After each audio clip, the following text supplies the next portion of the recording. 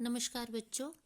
आज हम कक्षा 7 में संक्षिप्त महाभारत में से अध्याय 7 पढ़ने जा रहे हैं, द्रोण पर्व। तो पीछे हमने भीष्म पर्व में 10 दिन के युद्ध का हाल पढ़ लिया था। अब द्रोण पर्व में हम 11वें दिन के युद्ध के हाल से शुरू करते हैं। अब हमने देखा था भीष्म पर्व में कि दोनों सेनाएं आमने सामने थीं और भीष्म अपना रथ छोड़कर दूसरे शिविर में, कौरवों के शिविर में सबको प्रणाम करने गए, उनसे युद्ध की आज्ञा लेने गए। उसके बाद अर्जुन ने और कृष्ण ने शंखनाद करके युद्ध का आरंभ किया। और जब इस प्रकार युद्ध शुरू हुआ और 10वें दिन तक पहुंचते पहुंचते 10वें दिन जो भीष्म पितामह थे वो शरशैया पर आ चुके थे, क्योंकि अर्जुन ने उनके शरीर को बाणों से बेध दिया था। और क्योंकि शिखंडी अर्जुन का सारथी था तो भीष्म पितामह अर्जुन के ऊपर तीर नहीं चला सके थे। शिखंडी की आड़ में अर्जुन ने उनको तीरों से बेंधकर उनको शरशैया पर लिटा दिया था। और अभी तक उन्होंने अपने प्राण नहीं त्यागे थे, क्योंकि उनको इच्छा मृत्यु का वरदान था। और भीष्म जो थे वो इंतजार कर रहे थे कि सूर्य जब उत्तरायण में आए, अपनी राशि बदले, तभी वे अपनी श्वास त्यागेंगे। और उसके बाद 11वें दिन युद्ध में क्या होता है उसके बारे में पढ़ते हैं। अब द्रोण का सेनापति भीष्म पितामह के युद्ध क्षेत्र को छोड़ने पर, क्योंकि वो शरशैया पर आ गए तो युद्ध क्षेत्र छोड़ दिया उन्होंने, कौरव सभा में प्रश्न रखा गया कि अब सेनापति किसे बनाया जाए। कौरवों ने कर्ण से सेनापति बनने का अनुरोध किया, विनती की। कर्ण ने इसके लिए गुरु द्रोणाचार्य को अधिक उपयुक्त बताया, क्योंकि कर्ण ने ये प्रण ले लिया था। एक बार भीष्म पितामह से उनकी बहस हुई थी, तो जब युद्ध में सेनापति बनने की बात चल रही थी तो कर्ण ने ये प्रतिज्ञा ली थी कि जब तक भीष्म जो हैं युद्ध क्षेत्र में रहेंगे मैं सेनापति नहीं बनूंगा। इसलिए जब कर्ण को सेनापति बनाने का अनुरोध किया तो कर्ण ने मना कर दिया और उन्होंने द्रोणाचार्य का नाम आगे सजेस्ट कर दिया। द्रोणाचार्य ने सेनापति पद स्वीकार कर पांडवों की सेना के विनाश का संकल्प लिया। अब जो सेनापति थे वो द्रोण बन गए और उन्होंने संकल्प लिया कि पांडवों की सेना का नाश कर देंगे। दुर्योधन ने कहा, हे गुरुवर, क्योंकि द्रोण उनके गुरु थे, तो हे गुरुवर, यदि आप युधिष्ठिर को पकड़ लें तो युद्ध का यही अंत हो जाएगा। द्रोणाचार्य ने युद्ध भूमि में युधिष्ठिर को पकड़ने की प्रतिज्ञा की कि युधिष्ठिर को पकड़ लेते हैं और अपनी मांगे मनवा लेंगे। अब युधिष्ठिर को पकड़ने का षड्यंत्र कैसे रचा गया। युधिष्ठिर को पकड़ने के लिए त्रिगर्त के राजा सुशर्मा, त्रिगर्त देश का नाम है जिसके राजा सुशर्मा थे, उन्होंने अर्जुन से युद्ध करने और उसको युधिष्ठिर से दूर ले जाने का कार्य सौंपा गया। अब क्योंकि यह रणनीति होती है, अगर अर्जुन युद्ध भूमि में सामने रहा तो युधिष्ठिर को कभी भी पकड़ना आसान नहीं होगा, ये कौरव जानते थे।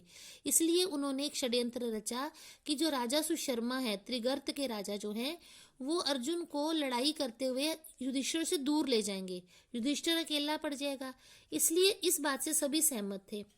कर्ण के युद्ध में उतरने से कौरव सेना का उत्साह और बढ़ गया था, लेकिन कर्ण सेनापति तो नहीं बना, लेकिन लड़ाई में जरूर आ गया था। पांडवों ने भी नई रणनीति तैयार कर ली। अब हर कोई अपने अपने सेना के लिए रणनीति बनाता है, तो पांडवों ने भी बनाई। अर्जुन ने अब छल कपट पूर्ण युद्ध होने की शंका प्रकट की, क्योंकि अर्जुन को दुर्योधन का स्वभाव पता था। उसने ये कह दिया कि दुर्योधन अब छल कपट से युद्ध करेगा, इसकी उसे शंका थी। पितामह के पश्चात अब कर्ण और शकुनी को पूरी तरह छूट मिल जाएगी। पहले तो भीष्म पितामह गलत बात नहीं करने देते थे, लेकिन अब तो वो शरशैया पे थे, युद्ध तो लड़ ही नहीं रहे थे। तो अब ये तीनों मित्र एक साथ हो गए, कर्ण, शकुनी और दुर्योधन, तो ये कुछ भी छल कपट कर सकते हैं, इस बात की आशंका अर्जुन को थी। श्री कृष्ण ने कहा कि अब युद्ध में युधिष्ठिर की सुरक्षा को प्राथमिकता देनी होगी। अब कृष्ण भी ये समझते थे, उन्होंने सबको समझा दिया कि युधिष्ठिर की सुरक्षा सबसे पहला काम होगा हमारा। इस परामर्श के अनुसार ये तय हुआ कि भीम और अर्जुन जो हैं युधिष्ठिर को अपने मध्य रखकर युद्ध करेंगे। यानी युधिष्ठिर यहाँ जहाँ पे युद्ध कर रहा होगा उसके एक तरफ उसको घेर कर जो है भीम युद्ध करेंगे और दूसरी तरफ अर्जुन करेंगे, ताकि युधिष्ठिर बीच में रहे और सुरक्षित रहे। इन इनके इधर उधर हो जाने पर धृष्टद्युम्न और सात्यकी रक्षक बनेंगे। उन्हें यह भी पता था कि लड़ते हुए दूर भी निकल सकते हैं ये दोनों। तो कृष्ण ने यह सुझाव दिया कि अगर अर्जुन और भीम लड़ते हुए दूर चले जाते हैं युधिष्ठिर से, तो उनकी अनुपस्थिति में धृष्टद्युम्न और सात्यकी जो है युधिष्ठिर की रक्षा करेंगे, उनको अपने बीच में रखकर युद्ध करेंगे ताकि युधिष्ठिर की सुरक्षा की जा सके।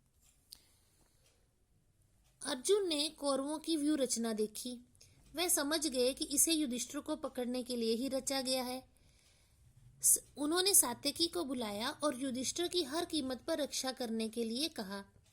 इसके बाद गुरु द्रोण के चरणों में अर्जुन ने 2 बाण चलाकर उन्हें प्रणाम किया। उन्होंने अर्जुन को आशीर्वाद दिया। अब वो अपने संस्कार नहीं भूले थे। युद्ध से पहले भले ही द्रोणाचार्य शत्रु पक्ष में रहकर युद्ध कर रहे थे, लेकिन अर्जुन ने अपने गुरु को पहले प्रणाम किस प्रकार किया कि उनके 2 बाण जो है उन्हें उनके चरणों में चलाया और उन्हें दूर से ही प्रणाम किया शस्त्रों के साथ। पूर्व निर्धारित योजना के अनुसार त्रिगर्त राजा सुशर्मा और ससप्तकों ने अर्जुन के पर एक साथ भीषण आक्रमण कर दिया। यानी राजा सुशर्मा के साथ ससप्तक भी थे जिन्होंने एक साथ धावा बोला। उनसे लड़ते लड़ते अर्जुन दूर निकल गए। युधिष्ठिर के साथ भीम रह गए। शल्य ने भी भीम पर आक्रमण कर दिया। अब अर्जुन को तो त्रिगत के राजा दूर ले गए और इधर शल्य ने भीम के ऊपर आक्रमण कर दिया। वो भीम को युधिष्ठिर से दूर ले जाने की योजना बना रहा था। दोनों में भयंकर गदा युद्ध होने लगा। द्रोणाचार्य पांडव सेना पर तेज प्रहार कर रहे थे। युधिष्ठिर को अकेला देखकर कर्ण ने उन पर आक्रमण कर दिया। अब युधिष्ठिर बीच में अकेले रह के भीम उलझ गए शल्य के साथ, त्रिगत के राजा सुशर्मा के साथ उलझ गए। अर्जुन दूर चले गए और कर्ण ने देखा कि युधिष्ठिर अकेला है तो उसने उन पर आक्रमण कर दिया। सात्यकी ने कर्ण पर आक्रमण करके उसे उलझा लिया। अब सात्यकी रक्षा कर रहा था, योजना तो इन्होंने भी बना ली थी। अब जब देखा सात्यकी ने कि जो कर्ण है वो युधिष्ठिर के ऊपर आक्रमण कर रहे हैं, तो सात्यकी उससे उलझ गया। अब युधिष्ठिर की रक्षा नकुल और सहदेव करने लगे। शकुनी ने सहदेव पर आक्रमण कर दिया और दोनों भिड़ गए। अब शकुनी ने सहदेव को उलझा लिया। अचानक गुरु द्रोण धृष्टद्युम्न को छोड़कर युधिष्ठिर के सामने आ गए। युधिष्ठिर ने बड़ी वीरता से उनका सामना किया, परंतु गुरु द्रोण ने युधिष्ठिर के धनुष को काटकर गिरा दिया। धृष्टद्युम्न ने उन्हें बचाने की बहुत चेष्टा यानी कोशिश। कौरवों ने अपनी चाल के अनुसार चिल्लाना शुरू कर दिया कि युधिष्ठिर पकड़ लिए गए। अचानक महाबली अर्जुन ने आकर गांडीव धनुष्य से बाणों की भयंकर वर्षा कर दी और कौरव सेना को तितर बितर कर दिया। जैसे इन्होंने शोर मचाया ना कि युधिष्ठिर पकड़ लिए गए और ये बात अर्जुन के कानों में पहुंची, तो अर्जुन सुशर्मा के साथ युद्ध छोड़कर फटाफट इधर युधिष्ठिर के पास आ गया और आकर शत्रुओं पर अपने गांडीव धनुष के साथ बाणों की वर्षा करके कौरवों को तितर बितर कर दिया। इस प्रकार गुरु द्रोण युधिष्ठिर को नहीं पकड़ सके। संध्या होने के कारण युद्ध बंद कर दिया गया और जो कौरवों की योजना थी वो निष्फल हो गई, सफल नहीं हो पाई और युधिष्ठिर नहीं पकड़े जा सके। अब 12वें दिन का युद्ध। 12वें दिन क्या हुआ था? उस दिन सत्यजीत का वध हो गया था। कैसे? युद्ध आरंभ होने से पूर्व यानी पहले अर्जुन ने सत्यजीत पर युधिष्ठिर की रक्षा का दायित्व सौंपा। दायित्व मतलब जिम्मेदारी सौंपी। उन्होंने युधिष्ठिर को समझाया कि यदि सत्यजीत मारा जाए तो वे तत्काल युद्ध स्थल से चले जाएं। अब सुशर्मा ने फिर अगले दिन अर्जुन पर आक्रमण किया, क्योंकि सुशर्मा की जो जिम्मेवारी लगाई थी कौरवों ने कि अर्जुन को उलझा के रखना है, तो सुशर्मा ने अगले दिन भी वही किया। वह लड़ते लड़ते अर्जुन को दूर ले गया। अर्जुन ने भयंकर युद्ध करके त्रिगत राज की सेना का संहार कर दिया। त्रिगत राज यानी सुशर्मा की सेना का संहार कर दिया। शेष बचे सैनिक एकत्र होकर कृष्ण और अर्जुन पर बाण वर्षा करने लगे। कृष्ण भी घायल हो गए। ये देखकर क्रुद्ध अर्जुन ने वायव्य अस्त्र चलाया। वायव्य अस्त्र जो हवा से बना हुआ अस्त्र होता है, जो तूफान ले आता है हवाओं का, वायु कहते हैं ना हवा को। तो वायव्य अस्त्र चलाकर त्रिगत की संपूर्ण सेना को मार डाला। श्री कृष्ण रथ लौटाकर युधिष्ठिर के निकट ले चले। भगदत्त ने हाथी पर सवार होकर उनका रास्ता रोका। भगदत्त एक महारथी था जो कौरवों की तरफ से लड़ रहा था और वो हाथी पर सवार था। उसने रास्ता रोका उनका। भगदत्त ने सेना सहित अर्जुन पर आक्रमण कर दिया। अर्जुन ने भगदत्त की सेना का संहार कर दिया। इसी समय भगदत्त ने अंकुश फेंककर अर्जुन पर वार किया, जिससे कृष्ण ने रोक लिया। अंकुश होता है हाथी को जिससे कंट्रोल करते हैं ना, वो वाला शस्त्र या अस्त्र। तो उसी को फेंककर उन्होंने अर्जुन पर वार किया। बहुत दूर से फेंका था, बहुत बड़े महारथी थे, लेकिन अर्जुन को किसने बचा लिया वार से? कृष्ण ने। उन्होंने अंकुश को रोक लिया। अर्जुन ने अर्धचंद्र बाण से भगदत्त के प्राण ले लिए। अब सत्यजीत सुदृढ़ दीवार की भांति द्रोणाचार्य से युधिष्ठिर की रक्षा कर रहे थे। उन्होंने अपने बाणों से द्रोणाचार्य के रथ के पहिए काट दिए और घोड़ों को मार डाला। क्रुद्ध द्रोणाचार्य ने अर्धचंद्र बाण चलाकर सत्यजीत का सिर काट डाला। सत्यजीत को गिरते देखकर अब सत्यजीत का वध किसने कर दिया? द्रोणाचार्य ने अपने अर्धचंद्र बाण को चलाकर। उसका सिर धड़ से अलग हो गया। सत्यजीत को गिरते देखकर युधिष्ठिर ने युद्ध क्षेत्र त्याग दिया। यही योजना थी कि अगर सत्यजीत मारा जाता है तो युधिष्ठिर तुरंत युद्ध भूमि छोड़ देंगे। तो ऐसा ही किया, युधिष्ठिर ने युद्ध क्षेत्र त्याग दिया।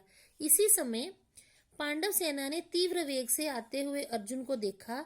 उनमें फिर उत्साह का संचार हो गया, क्योंकि सत्यजीत के प्राण देने के बाद पांडव सेना का उत्साह खत्म हो गया था। उनका सेनापति मर चुका था। इसलिए जब उन्होंने अर्जुन को आते देखा तो उनमें फिर से उत्साह का संचार हो गया। वो फिर से पूरी ताकत से लड़ने लगी पांडव सेना। युधिष्ठिर को न पाकर अर्जुन ने काल का रूप धारण कर लिया। काल यानी मृत्यु का, यानी क्रोधित रूप धारण कर लिया और कौरव सेना का बड़े वेग से संहार करने लगे, बड़ी जल्दी बड़ी स्पीड से। द्रोणाचार्य अब निराश हो गए थे। संध्या हो चुकी थी। उन्होंने युद्ध बंद करने का शंख बजा दिया। रात्रि को कौरव शिविर में विचार विमर्श हुआ। बैठकर सारे सलाह मशवरा करने लगे। उदास और दुखी दुर्योधन ने द्रोणाचार्य पर आरोप लगाया कि वो पांडवों के प्रति विशेष स्नेह भाव रखते हैं, इसी कारण वे युधिष्ठिर को नहीं पकड़ रहे हैं। यानी जैसे उसने भीष्म पर इल्जाम लगाया था ना कि वो पांडवों का नाश नहीं करना चाहते, इसलिए वह उनके साथ सही तरीके से उनके ऊपर आक्रमण नहीं करे। तो यही जो है इसने लांछन किस पर लगाया? गुरु द्रोणाचार्य पर, कि वो पांडवों को विशेष स्नेह करते हैं, प्यार करते हैं, इसलिए वो युधिष्ठिर को जानबूझकर नहीं पकड़ रहे हैं। इस पर द्रोणाचार्य जो थे वो विचलित हो गए, क्रोधित हो गए। उन्होंने कहा, अर्जुन हमारी व्यूह रचना जान लेता है, कि अर्जुन इतना समझदार है कि हम जो भी रचना करें, जो भी षड्यंत्र रचें, व्यू बनाएं, उसे पता चल जाता है। हम कल चक्रव्यूह की रचना करेंगे। अब अगले दिन कौन सा व्यू बनाना था? उन्होंने चक्रव्यूह, क्योंकि व्यू भी अलग अलग तरह के होते हैं, तो उन्होंने चक्रव्यूह की रचना करने की सोची। इसे भेदने का ज्ञान केवल अर्जुन को है और यहाँ से दूर चले जाने पर हम युधिष्ठिर को आसानी से बंदी बना लेंगे, क्योंकि योजना के अनुसार अगले दिन भी युद्ध में अर्जुन का सामना किससे होना था? सुशर्मा ने। उसे उलझा लेना था और फिर युद्ध भूमि से दूर ले जाना था। और चक्रव्यूह की रचना अगर वो करते तो अर्जुन को युद्ध भूमि से दूर ले जाते लड़ते हुए, तो चक्रव्यूह के अंदर तो कैसे जाना है अर्जुन को पता था, तो इसलिए और कोई जानता नहीं है, तो इस व्यू में युधिष्ठिर अवश्य फंस जाएंगे। ये योजना कौरवों ने तैयार की। तो अगले दिन युद्ध की तैयारी करके चक्रव्यूह की योजना बनाने की उन्होंने बात पक्की कर ली। अब 13वें दिन का युद्ध जो था उसमें चक्रव्यूह की रचना और अभिमन्यु का वध कैसे होता है ये हम पढ़ते हैं।